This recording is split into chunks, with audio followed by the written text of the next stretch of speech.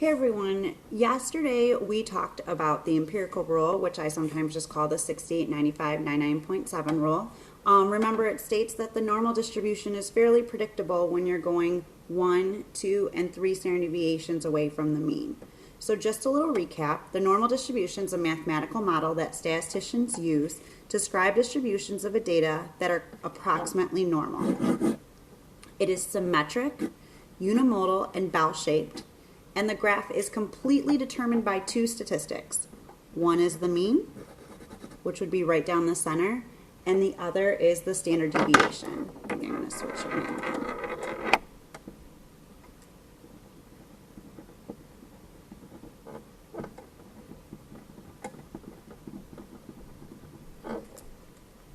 Okay.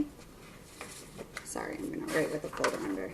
Okay, so the total area under the curve is always equal to 1, which corresponds to 100% of the values of the distribution. Okay, so let's revisit the Peyton Manning example from yesterday, where we used data for his first 176 games in his career, where he had a mean of 259 yards and a standard deviation of 74 yards. So, suppose we want to know what proportion of Manning's games had at most 100 passing yards. So, here we have a curve right here. Remember, the mean goes right down the center. That was the 259. And then, as we move to the right, we're adding one standard deviation. So, plus 74, plus 74, plus 74. And as we move to the left, away from the mean, we're subtracting one standard deviation. Now, yesterday, all of our values fell exactly 1, 2, or 3 standard deviations above or below the mean. But what about right here when we're talking about the 100? 100 falls right in between right here. It's between 2 and 3 standard deviations below the mean. So do we estimate it? What do we do? Well, we're going to use something called the standard normal table today. Okay, so normally yesterday we used 68, 95, 99.7 when it fell exactly 1, 2, or 3 standard deviations away. Today we're not going to be that lucky. So it says, since the value does not fall exactly 1, 2, or 3 standard deviations from the mean, we'll use what's called the standard normal table to help. The standard normal table lists the proportion of values that are less than a given standardized score. Now remember, another word for standardized score is z-score. The standard normal distribution is the normal distribution with a mean of 0 and a standard deviation of 1. So today, you guys, we are going to use this table right here and to help us with solving these problems. So it says, estimate the proportion, so back to the original question, where we're estimating the proportion of games where Manning would have at most 100 yards. So it says, first we're going to want to find the z-score first. Okay, so at most 100. Let's try and figure out what this means. At most 100 means less than or equal to, okay, 100 or less. So we're going to try and find the probability or the proportion of X values for Peyton Manning that are less than or equal to 100 yards. So my first step is I want to find the z-score. So I'm going to go off to the side and find my z-score. Recall the formula for the z-score is your X value minus the mean divided by the standard deviation. So here our value is 100 minus the mean, which is from above 259, divided by the standard deviation, which is 74.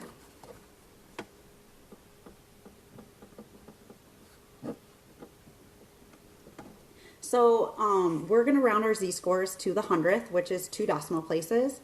So when we type this in, we get negative 2.15.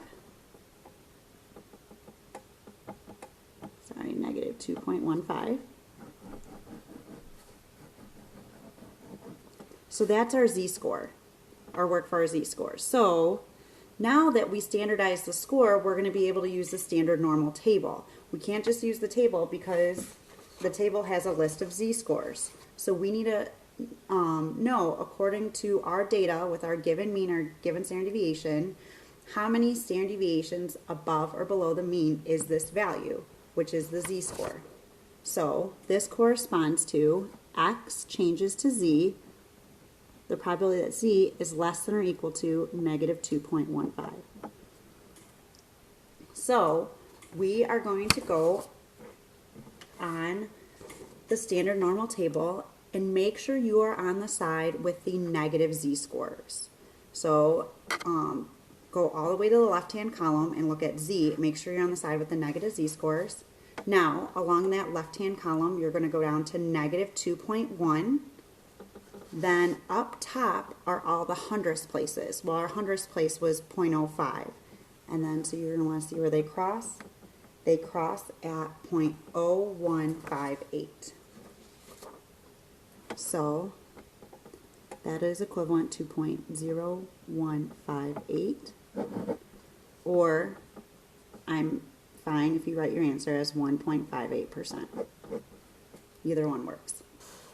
Okay, which makes sense. Let's take a step back and look at this. If his average is 259 yards, estimate the proportion of games, or what's the probability he throws at most 100 yards, so he throws 100 or less? Well, considering his average is 259 with a standard deviation of 74, I'm expecting that not to happen very often at all. So yeah, less than 2% of the time. Okay, the next one. Find the proportion of games in which Manning would have at least 290 yards. So we're still using the same mean and standard deviation.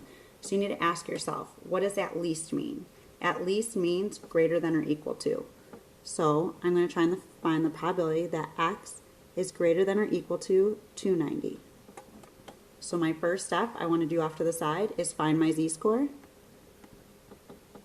Recalling from above that your mean was 259, your standard deviation was 74. So, whoops, sorry, we don't need to write the formula every time. 290 minus 259 divided by 74. Now this value is above the mean, so I'm expecting it to have a positive z-score. And remember, we're going to round our z-scores to the hundredth because that's what our standard normal table rounds to. And we get a z-score of about 0.42. So now x value is greater than or equal to 290. When I use the standard normal table, that corresponds to z-scores that are greater than or equal to 0.42. So this time, I'm going to be on the side with the positive z-scores. So I want to make sure positive z-scores right here, my z-score was 0.42, so that corresponds to 0.4, and then I go along the top to 0.02. Where does that cross? At 0.6628. Now, just to recap, earlier, remember we said that the standard normal table lists the proportion of values that are less than a given standardized score. And it's also shaded here. It shows you that the probabilities in this table, it's in the shaded region, so it's always what's less than the z-score. So keep in mind the 0.6628,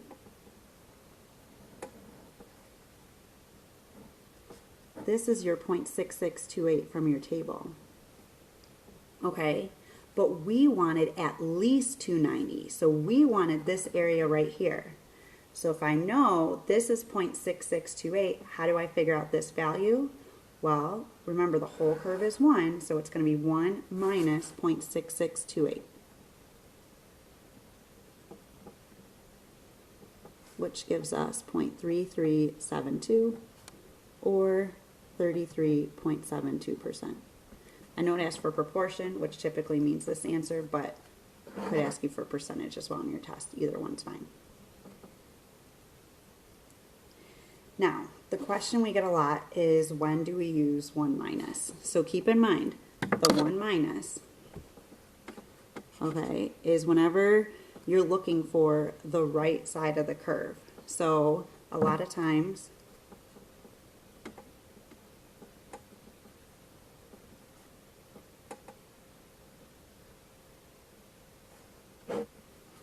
question asks you for at least, because at least means bigger, greater than,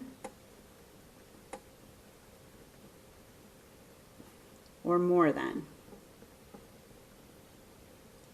All of these refer to finding the area where the value is bigger than a given data point. Okay?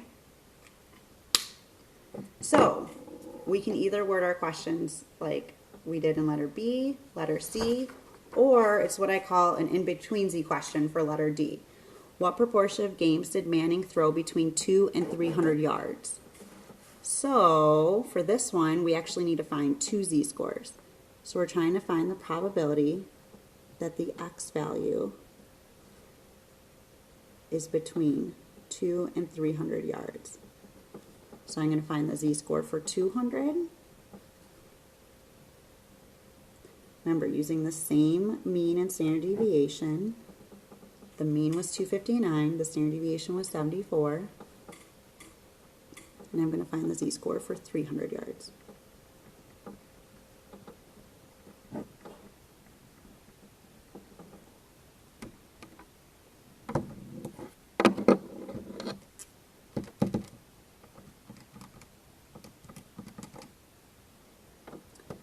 So for my first one, for 200, I get about negative 0.80.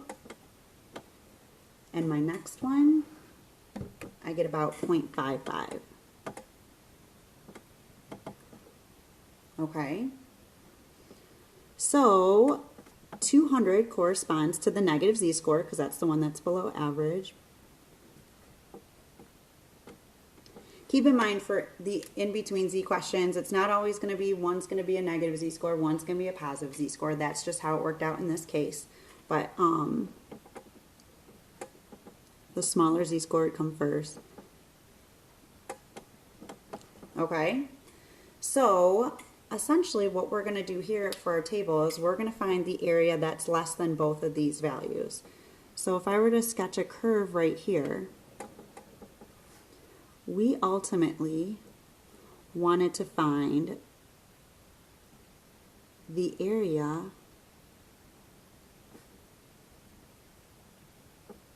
in between both of these Z-scores. So this area right here. This is ultimately what we want to find. So what am I going to look up on my table? Well, on my table, I'm going to look up the proportion that are less than 0.55. So that's going to give me all of this area though.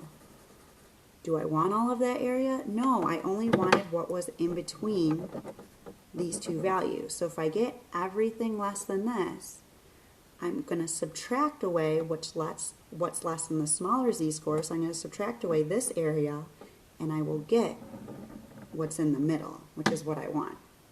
So I'm going to look up 0.55 on my standard normal table first. So make sure you're on this side with the positive z-scores. So 0.5 and then 0.5 for the 100th. And I got 0.7088.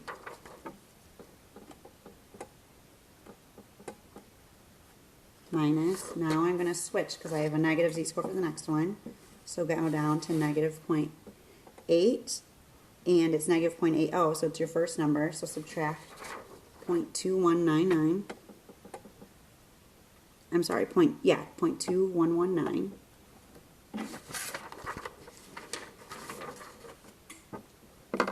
And then I'll get my answer, which is 0.4969. Or again, about 49.69%. Keep in mind, you guys, if you would have subtracted the other way, you'd have gotten a negative number, which wouldn't make sense. The proportion of times that Manning throws between -2 and -300 yards, it doesn't make sense to have a negative number. So it's always going to be your larger area minus your smaller area. Okay? So if you want, you can pause the video right now to try the your turn questions. If you don't want, you can work through them with me right now. It says, suppose the heights of college women follow a normal distribution, which is good. We need to see that in order to use the standard normal table, with a mean of 65 inches and a standard deviation of 2.7 inches. What proportion of college women are at most 60 inches tall? So we want to remember at most, 60 means 60 or less. So we're going to try and find the proportion that are less than or equal to 60. So my first step, I'm going to find the z-score for 60.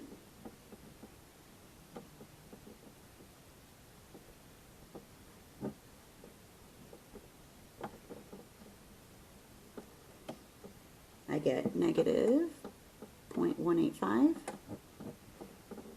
Now I'm going to use that probability that z is less than or equal to negative 1.85. So let's think about this. 60 inches tall, because we know a little bit about heights of females. 60 inches tall is 5 feet, is equivalent to 5 feet tall.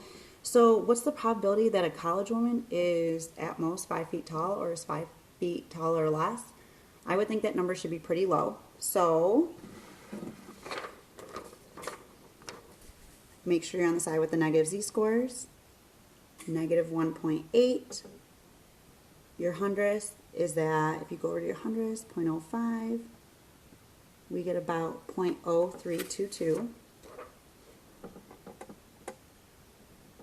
Or about 3% of women. That makes sense, are less than 5 feet tall. So anytime you know you have like a little bit of background knowledge about the subject, it's always helpful because you can stop and analyze your answer to see if it actually makes sense. What proportion of college women are at least 69 inches tall? Well, at least means greater than or equal to, so the probability that x is greater than or equal to 69. 69 inches is equivalent to 5'9", so the probability that a college female is 5'9" or taller, I'm thinking this number should definitely be less than 25%, probably even less than maybe even 15% or 10%. So let's see. So find the z-score for 69.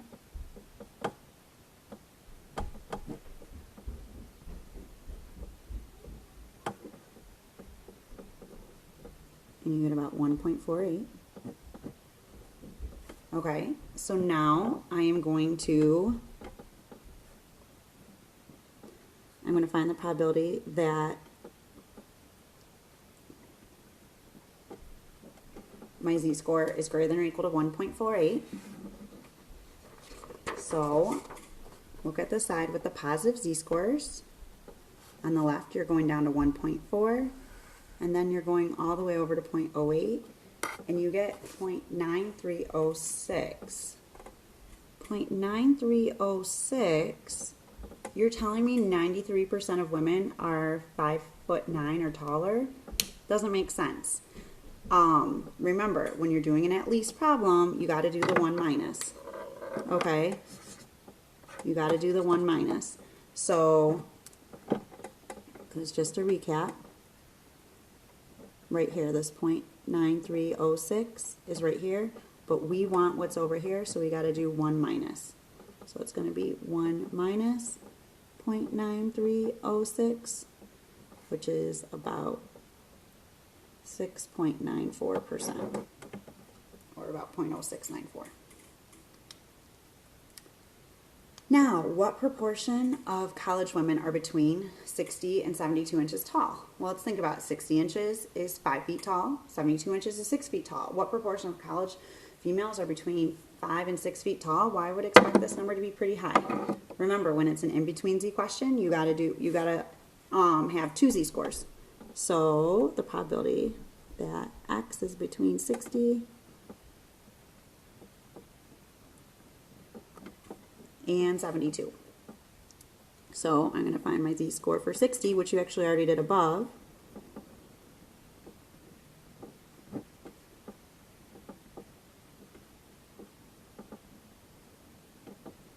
And then my z-score for 72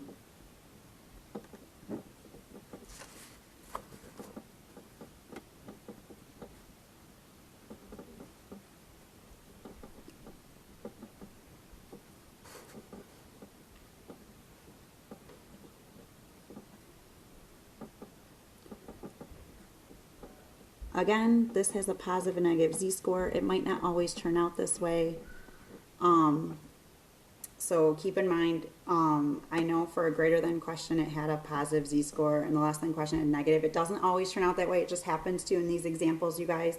So just make sure you're following what phrases they're using in the question to determine whether or not it's a greater than or less than, which determines whether or not you have to subtract your proportion from one or not from the table. So remember, I'm looking at negative 1.85. Oh, I probably should have drawn that a little bit farther over. And 2.59 for my z-scores. I want what's in the middle. And remember, in order to get what's in the middle right here, I got to figure out what's less than 2.59. So I'm going to look up 2.59 on my z-table. That's 0.9952.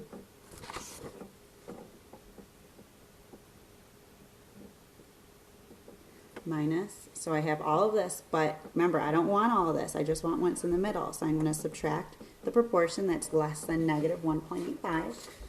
So I'm going to look up negative 1.85. And I got 0.0322.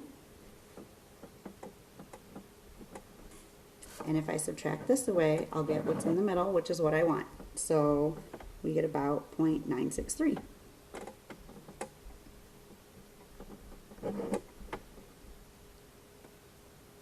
Which makes sense. I would expect a high number. About 96% of women college females are between 5 and 6 feet tall. That makes sense. So it says, suppose you are in a college class with 45 females. How many of these women would you expect to be between 60 and 72 inches tall? So it says, use your answer from part C. Well, we just found out that 96.3% of women, of college females, are between 5 and 6 feet tall. So it's going to be 0.963 times 45, which gives us about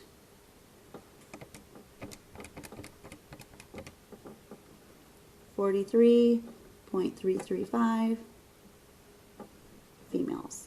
Or if you just wrote about 43 females, that's fine. As long as you show your work, we're good. Okay? So, kind of to sum it all up from yesterday and today's lesson, when you see exactly 1, 2, or 3 standard deviations from the mean, or you're asked for the middle 68, 95, or 99.7% of the data, you're going to use the empirical rule, or the 68, what I call the 68, 95, 99.7 rule, or the empirical rule, however you refer to it. For all other problems, you guys, we're going to use the standard normal table.